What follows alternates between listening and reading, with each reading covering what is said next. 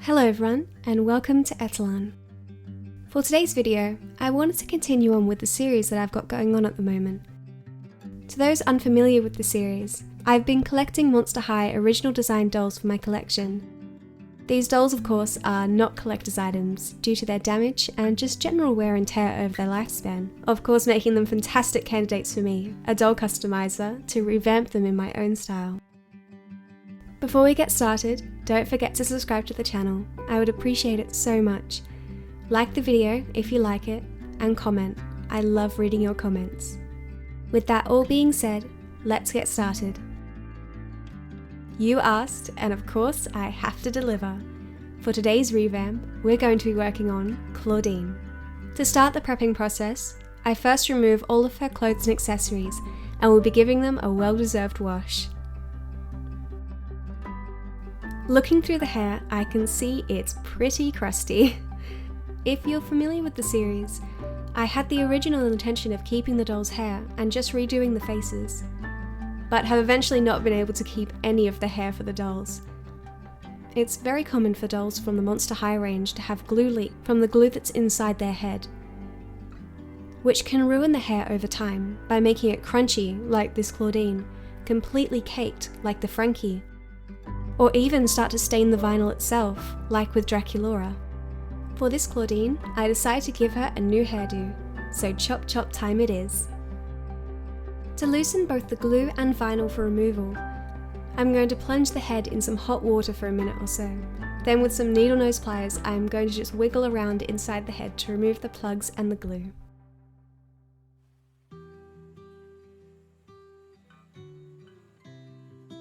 Time to remove the original face. Using some 100% acetone and a cotton swab, I can start to get a nice clean and clear base layer to work on. Once all the paint was off, I made sure to clean the head again with some soapy water, then gave it a really good spray of Mr. Super Clear Matte Varnish, and will start to be able to give this doll her new face. So unfortunately, yet not so unfortunate, it did end up taking me about 2 attempts to be happy with this face up. I've said on my channel before that I have quite a horrendous perfectionism, but have been trying really hard to work on it. In doing so, I thought it would help in showing and explaining how I feel as if I goofed up, instead of presenting it as if I never goofed up in the first place. In the first attempt, I feel it didn't work out because I tried so hard to push for the edgy look, without really understanding the techniques and colours to achieve it. In my plans, I wanted the skin to be the focus, but then I wanted the eyes, and then the eyeshadow, and then the teeth, basically every section of the face to be the focus point, while using dark and highly pigmented colours to try and achieve it. I worked on this face for about a day or two, hating the face more and more as the layers went on, until I had to just chuck in the towel and start all over again.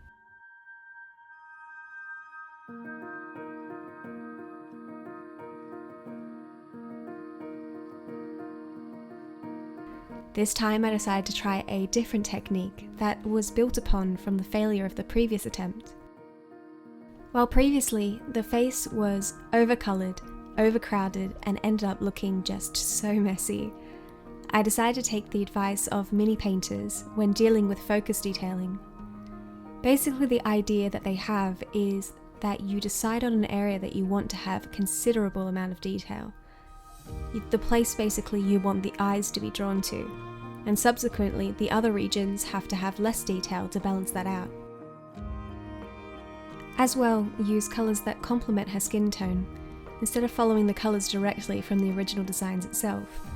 For instance, instead of using pastel purple, like in the original design, that applied quite ashy to the skin, I swapped it for a wine red and very red-based purple, to bring warmth and depth to really pop out the flame colour of the iris. I know it can seem as if I'm reading way too much into the colours and making it a bigger deal than it has to be, but it was something that I found to be quite a stressful change. I worried and still worry that people won't like the changes and think that the revamp looks bad. Even when I finish the doll, I contemplating just starting again, but I suppose at the end of the day, it's an inevitable part of being a creator online. you can't please everyone and should instead focus on being grateful with the people like yourself who are watching and checking out my work. And which of course I am very grateful. So thank you.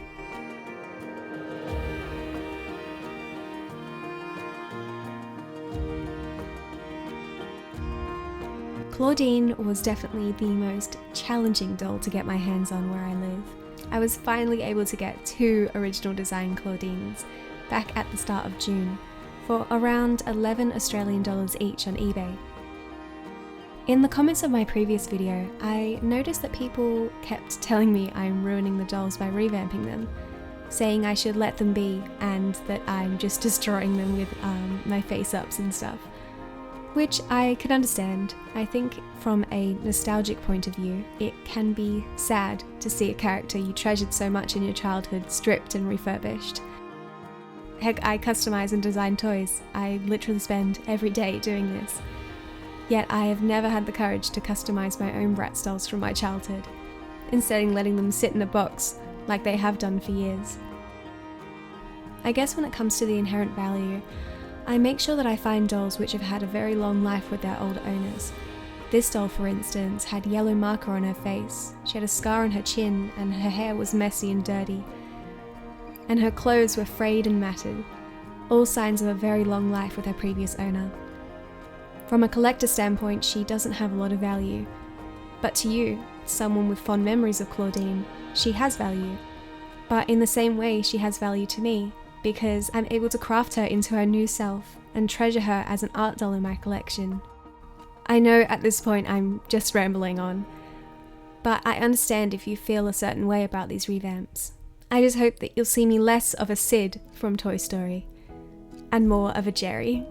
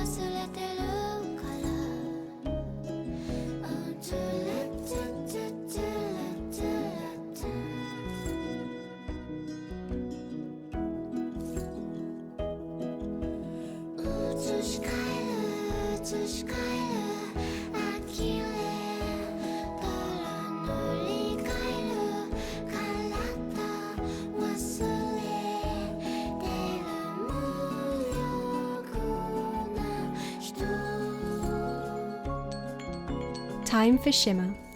Grabbing this wine red shimmer, which will be applied to the outer corners of the lids, this copper, which will be applied all over the skin, and this vibrant gold, which will be applied as the highlights to the face. While it looks absolutely crazy when it's applied, once it's sprayed the varnish layer, it will create a beautiful satin finish.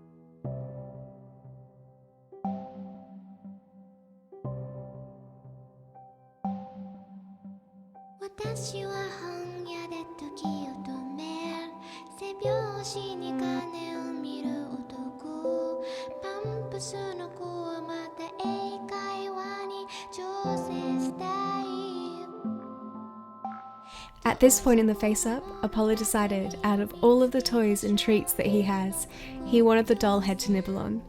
Cue back to me a couple of videos ago saying he has no interest and is very respectful of my work. You just had to make a liar out of me, didn't you?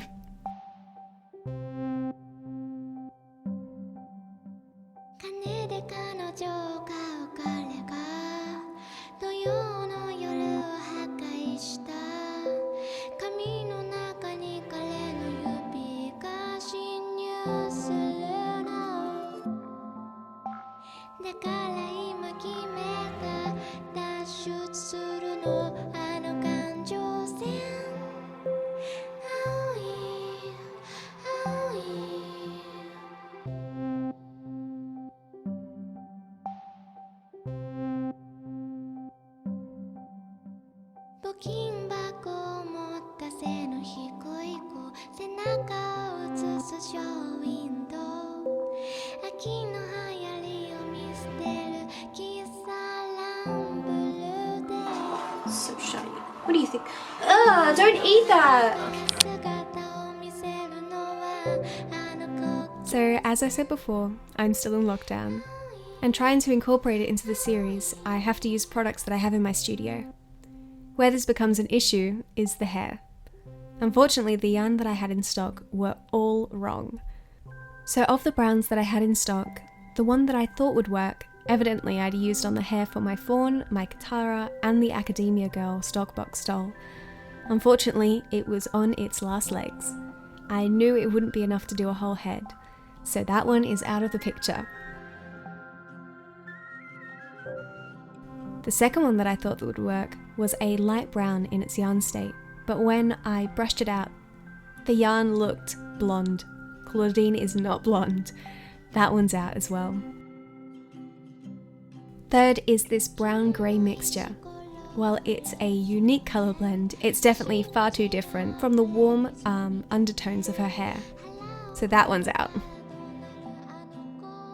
Fourth one was this dark brown. I could have used this one, but when I brushed it out, it was almost black, which is just not even in the same colour range as what her hair colour is. Lastly, the colour that I landed on, while it is such a far cry from the original colour, I thought about this ginger. Hear me out, while CLAWDEEN is not a ginger, she does have copper brown hair in her original designs. What I decided to do was to try and change the colour of the yarn. I looked into using various dyes, hair dye, beetroot, tea bags, etc., but landed on this pastel technique. After preparing the wefts by brushing them out and straightening them, I grabbed a brown soft pastel and brushed it through each weft. This will change the colour to be a bit more of a copper instead of that vibrant ginger.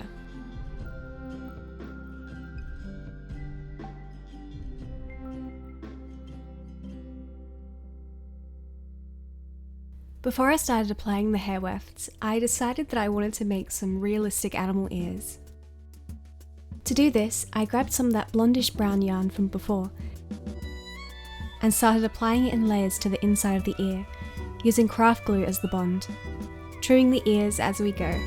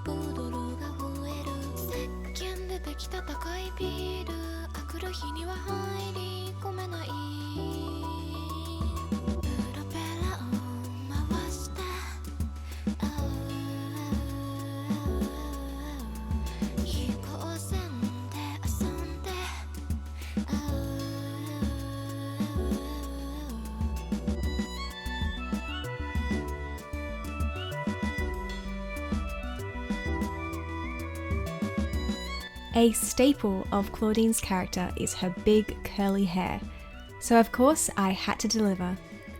Differing from the original design, I'm going to give her the curls she absolutely deserves.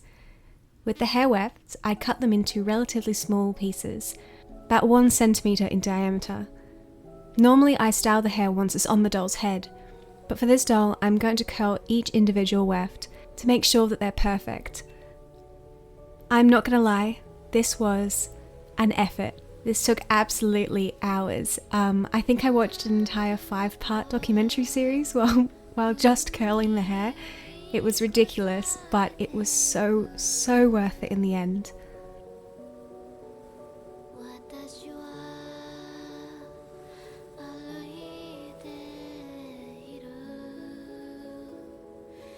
Time to apply all those curls. It was so satisfying seeing it all come together. Working one by one, I'll apply the curls all the way to the top of the head.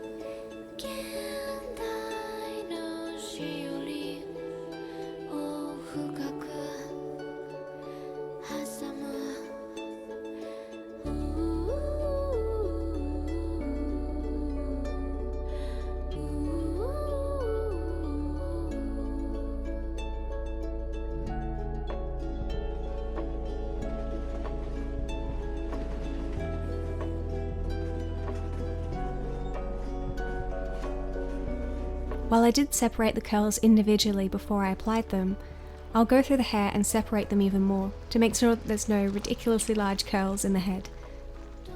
I do this by grabbing a pin and running it through the middle really quickly, and it separates it perfectly.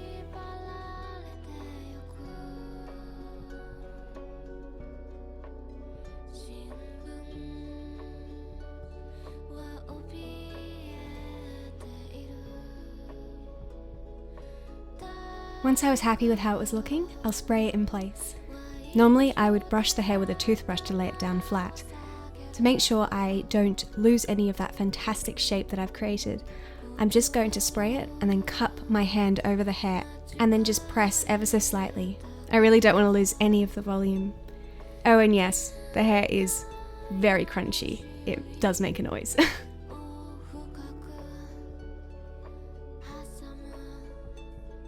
The last step is glossing. Using Vallejo Gloss Varnish, I'm going to just brush the mixture over the eyes and lips very carefully.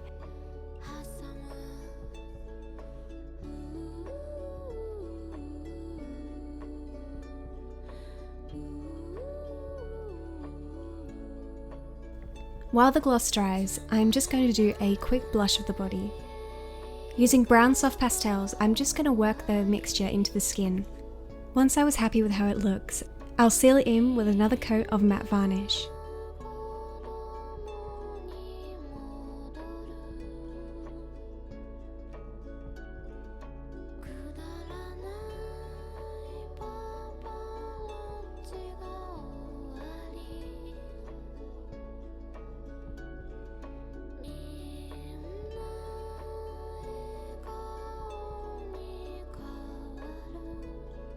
After giving the clothes a really good wash, I can clean them up a bit before adding them back to the doll. It's so surprising how quickly clothes can go from looking old to as good as new by just giving them a little bit of TLC, washing them, a brush, a flat iron, and a strategical snip here and there. Once I was happy with how all the clothes are looking, I can assemble the doll. So without further ado, here's my revamp of CLAWDEEN.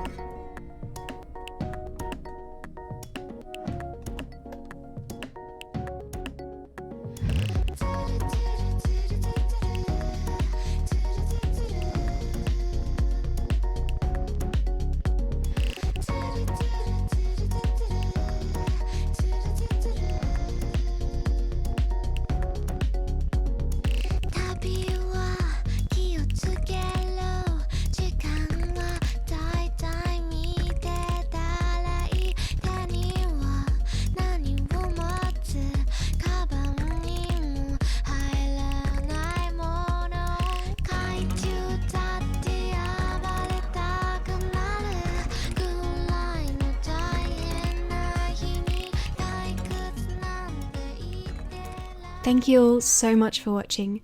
Let me know what you think of this revamp in the comments below, and who you would like to see revamped next. Have you subscribed yet? Make sure you do. I would love to have you a part of the community. As well, like the video if you like it, and comment. I love going through your comments and reading them. It makes my day. Of course, if you haven't already, make sure to check out the previous videos in this series. The links will be down below. As always, a huge thank you to my patrons. It's through your support that I'm able to keep the channel going. With that all being said, I'll see you in the next video.